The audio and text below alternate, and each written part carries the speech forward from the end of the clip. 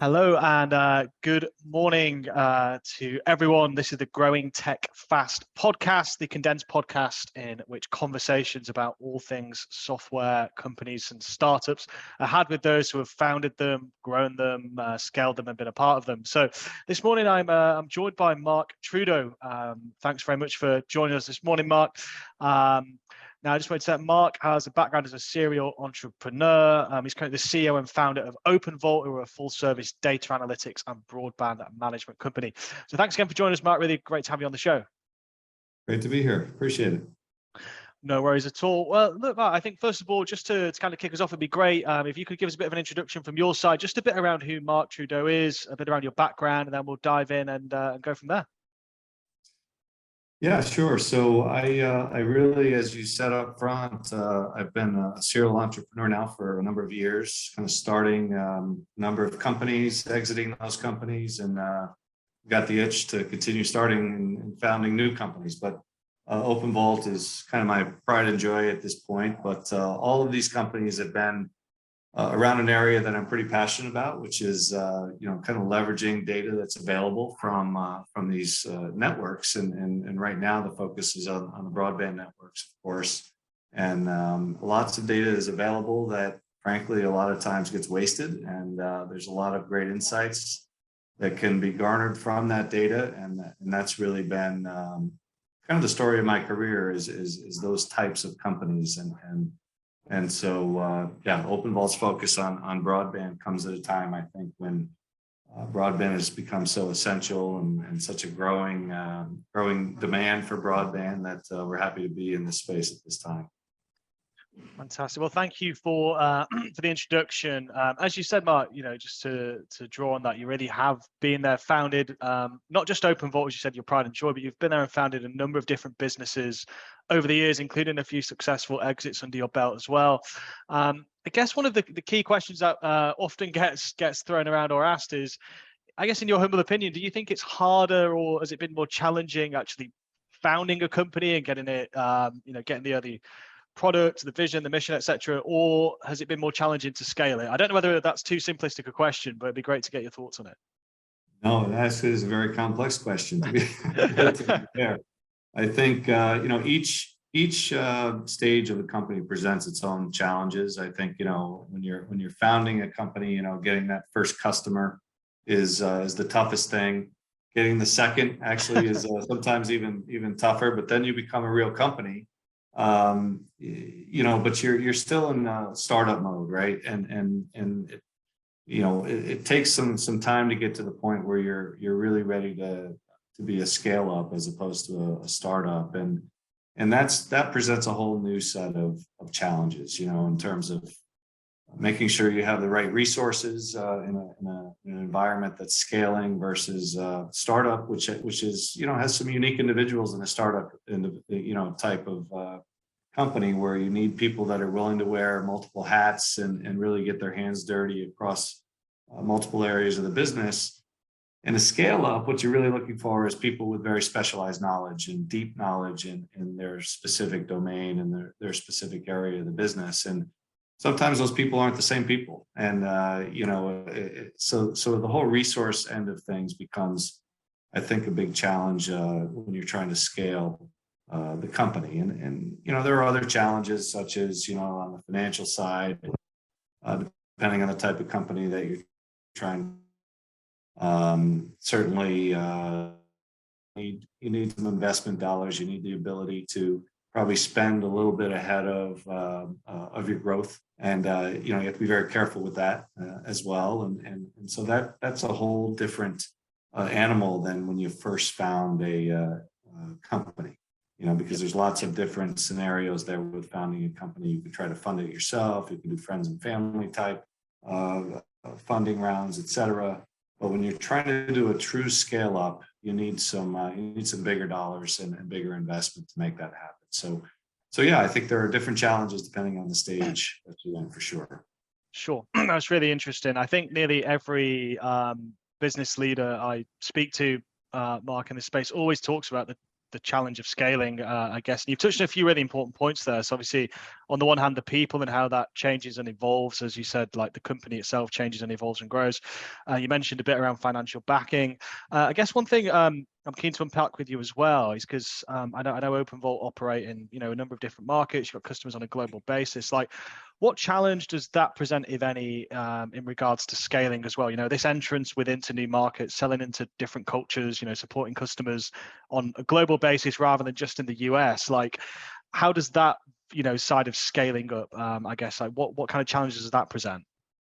Yeah, and to your point, we have gone global. The good news is broadband is essential everywhere. So we want to take advantage of the total addressable market globally, wherever we can. But yeah, it's different from country to country, from continent to continent. There's a lot of, you get to Europe and there are massive cultural differences, literally from one country to the next. And so you need to find those resources that really understand that culture. And of course, that costs money as well, right? So it's a much bigger investment, I think, when you go and try to go internationally, because then once you have a little bit of success, you also need to have a presence there, right? You need to support those customers and you have to be time zone friendly and all of those types of things.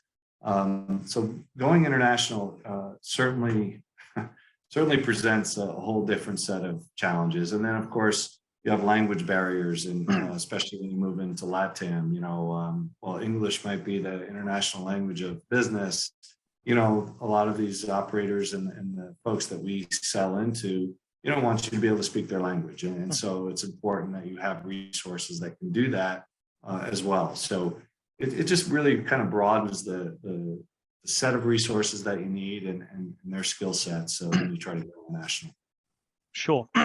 Yeah, I appreciate that. And it obviously, as you said, it presents a whole new world of challenges. I'm sure obviously it proves to have great ROI as well. But just something I was interested in, Mark, is what was, I guess if we look at specifically maybe at OpenVault, but what was the trigger for you to decide that I guess it was worth those set of challenges, the new problems and I guess also opportunities that it was going to bring you? Like, what was the trigger point? If you can talk me through a bit around that kind of decision that you made to go and progress and move into, outside of the US, basically. Yeah, so I think, a few years ago, we started dipping our toe in the water in the international markets, attending some trade shows, talking to some prospects, explaining what we did. And one of the things that became very clear early on was that these operators that provide broadband services in these other countries are dealing with the same exact issues, same set of challenges that those in the States that we're used to dealing with, have. And we'd already created, of course, a set of solutions to directly address those challenges. So it was just too big of an opportunity and too much of an addressable market to ignore, given that really they speak the same language outside of their native language. They speak the same language when it comes to challenges in their business. And we felt that we could directly address them. We already had experience doing it. So it would be crazy not to try to take advantage of that opportunity. And so we had some early success. We knocked down a few deals, both in LATAM and Europe. And that was kind of the impetus for us to say, hey, we need to invest more heavily in these markets and try to bring our solutions to more of a global, address that global market opportunity. So I think those were kind of the early signs kind of told us what we needed to do there. Yep. Interesting. Thanks for sharing. I said a lot of the people that listen are often really intrigued and interested around decision-making process of when, if to go, and take the thing to the next level on a global scale. And I guess like when's the right time as well, right? You don't want to be too premature. You don't want to be too late. So thanks for sharing that. I guess I just want to segue now into Mark, a bit more general, actually, looking at some of your experiences, just broader than just OpenVault. I know you've founded and worked, as we mentioned, in a number of startups over the course of your career, as well as scale-ups. And I know from our discussions that each venture kind of taught you a lot, really, whether that was for better or for worse. But you did say in our conversation that there's some, I guess, things that have become a constant for you, if you like, and some things that you live by that no doubt have become like, part of the fabric of OpenVault. So I wonder if you could just talk through me, just, what a few of those key things are for you, Mark, that you've picked up over the years, and I guess some advice that you would give to, people like yourselves. Yeah, so I think, I'm a big proponent of, I always like to say action is better than inaction. I don't like to sit still. I don't Mhm. think that's healthy for any business. I feel like at OpenVault, we always consider ourselves at somewhat of an inflection point in the business, whether it's because we're about to go global and we're making an investment, or maybe we're moving into the tier one space and now we've got a whole different set of customers that we have to satisfy, maybe with a different message. It's just constantly reinventing ourselves, I think, is important, and constantly reflecting on who you are as a business and who you want to be when you grow up. What does OpenVault 2.0 look like? So I think it's as much of a combination of observations about yourself and questions about where you want to be and who you want to be that I always like to focus on, because if you're not doing that, I feel like you're making decisions, at a point in time that may not reflect where you need to be thinking today, and into the future, right? So constantly reinventing ourselves. We as we've grown, you bring on more resources. Now you've got organizational issues you need to think about, and so your point before, yes, I've learned a ton from every startup that I've done.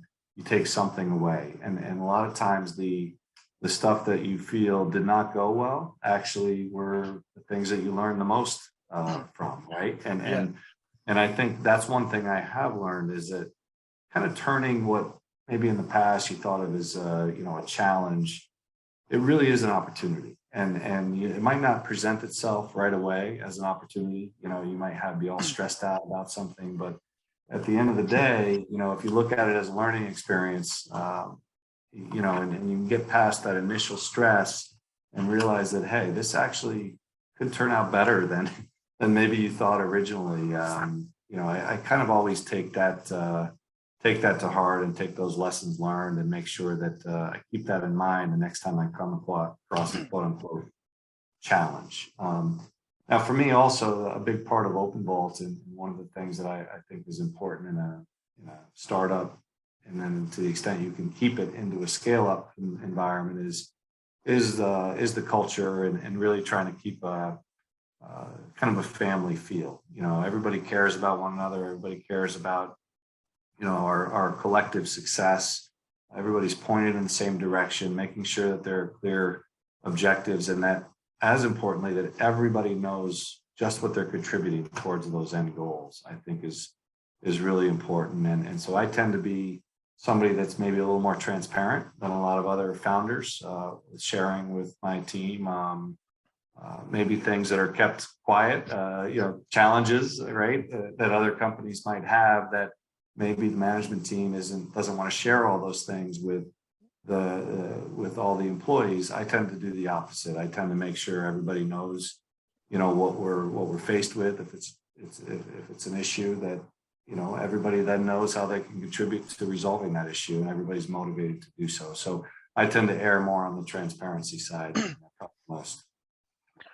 Cool. Thanks for sharing. There's loads to unpack there. I think one of the first things you said was really interesting, a great mindset, I think, Mark, to try and develop. He said is seeing the challenge as an opportunity. There's a book called The Obstacle is the Way. And this is one of my favorite books. I've tried successfully, sometimes unsuccessfully, to try and adopt that mindset. But I agree that is a really healthy culture, I guess, to breed.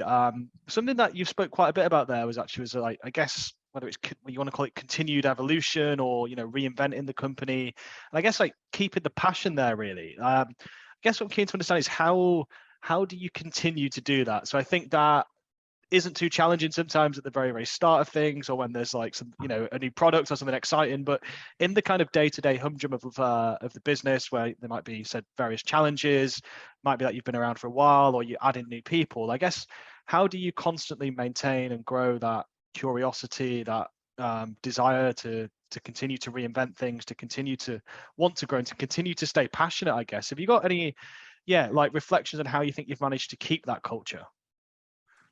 Yeah, I mean, if you were to talk to our employees, they would tell you that one of my favorite things to say is, we will not be a lifestyle company.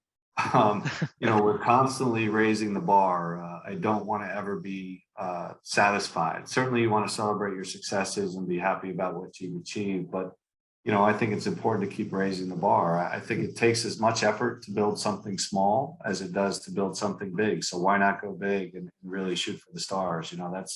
That's always been my thing. And I think it's important, that we keep bringing in resources that have fresh ideas and that are hungry. And I think that continues to help motivate everybody else. I think it's important to continue to do that, to make sure you have fresh ideas and fresh approaches. And as we, again, back to kind of the scaling issue, all of a sudden you're truly a real company. You need to put processes in place that, that are required as you grow in order to, manage your business. And at the same time, it is a challenge to try to keep that, you still don't want to give up the startup culture and the excitement and that's why I just think it's important to keep raising the bar and coming up with new goals and never being satisfied. I love that. Yeah, keep raising the bar, never be satisfied. Okay, cool. And I think just wanted to hark back to something just that you mentioned just a couple of minutes back, Mark, which was you commented on how maybe you're different from certain maybe business leaders or founders in that you seem to adopt exceptional transparency, and maybe you share more than other business leaders would. Talk to me a bit around what you think the positive impact that has had basically, for whether it's for yourself, for the team, for the company, for your growth. I think that's a really interesting observation. I just would love to hear a bit more about what specific impact you think that has had. I think it points people in the right direction for building value in the company. So not to get too specific, we're a software as a service company, so we're a recurring revenue, cloud-based company, and in that world, there are some key things that really drive valuation and drive value in the company. And I also make sure everybody in the company is an owner of the company at some level. So they understand, again, that what they're doing is building value. And what I try to do is be very transparent with what those metrics are that are driving value. In the SaaS space, there are some very specific things, of course, growth rate, retention rates. There's something called a magic number, which is what's the efficiency of your sales and marketing spend, how much new annual recurring revenue are you bringing to the table based on how much you're spending. There's things such as the rule of 40, which is, your growth rate plus your EBITDA. And once you exceed 40, with a combination of those things, you're considered to have a very healthy SaaS-based company. So constantly kind of hitting home on what those key metrics are and how we need to measure ourselves, I believe really keeps people pointed in the right direction to make sure we target those things, because those are the value drivers. And at the end of the day, that's what we're trying to do, is build value for our shareholders. So, I would say, when we talk about transparency, it's around those types of things and measuring ourselves constantly against those key metrics. Appreciate that. Thanks for sharing, Mark. And I think it's really clear that something that you've done is, consciously taking culture very, very seriously, right, at OpenVault. And I think I want to go almost like a step beyond. I guess it's part of the culture, but almost like preceding culture, which is something you spoke about, which is the idea of shared goals, really, and how something that you have done is kind of united your people into what they're doing day to day, into kind of what that's tying into longer term, right? And trying to help people feel that they're a part of something bigger and develop a work environment where it sounds like, people are in it for more than just a paycheck. So that's really difficult, right? To really create a purpose and to unite people towards a common goal and an end goal. So really curious to hear about a bit around how you went about that, how you developed that, implemented that, again, how that's grown with the company as well. But yeah, I think if you could talk to us a bit around that shared goals and purpose side of things, that'd be interesting.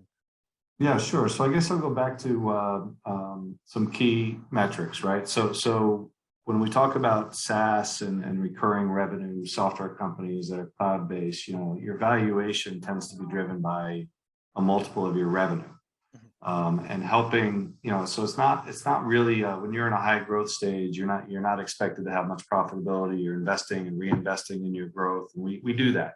We we try not to be that profitable. If we're too profitable, that means we're not spending enough on our own growth. So making that very clear to people, and also what is the impact when we bring on a new customer based on the revenue that they bring on? Literally, right down to what does it mean per share? Right? We bring a new customer on that results in a revenue multiple evaluation.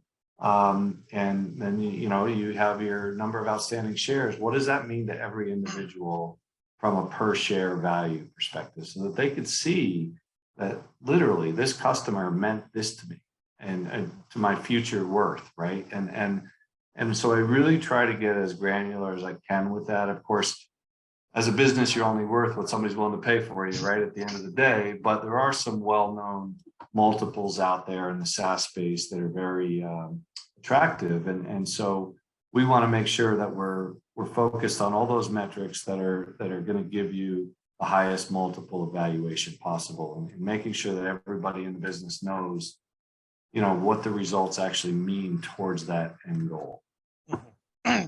So basically tying in the business and everything that they're doing day to day into what that actually means for them personally, both now but also in the future them as well, I guess. Correct, because and it's not just sales, right? I mean, it's sales is a company-wide issue, right? It's not the sales department. It's are the products matching the market need right now? Is the deployment team efficient in how they deploy? Are we supporting our customers correctly to retain those revenues? It all contributes, right? There's not one entity that contributes more than another. It's everybody. It's a team sport, if you will, right? Everybody needs to contribute to their own level, area of responsibility. Mm-hmm. Yeah, no, that makes sense. Okay, cool. Well, look, I know we are coming towards the end of time, but there is something else, Mark, that I thought I want to kind of throw on you. It's not something we've spoke about or discussed before, but obviously you're a guy who said you founded multiple businesses, over the course of the years. I think there's a lot of young upcoming founders, entrepreneurs, whether it's their first venture or second venture. I guess it's a bit cliche, but what advice would you give to them, or what advice would you give to yourself if you could go back and you were founding your first or second company? What would your advice be?